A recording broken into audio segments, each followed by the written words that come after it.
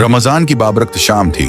हर कोई अपने अपने घरों में इफ्तारी की तैयारी कर रहा था, मगर कहीं दौर एक गाय और एक बली भूखी प्यासी किसी मौजज़े की मुंतजर बैठी थी।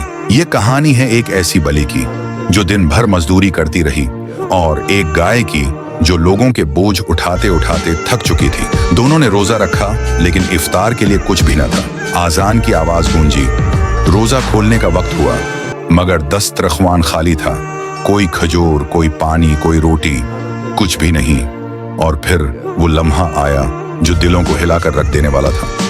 जमीन पर पड़ी एक रोटी, सिर्फ एक रोटी, और दो भूखे रोजादार, एक गाय और एक बली। बली ने रोटी की तरफ देखा, गाय ने भी नजर डाली।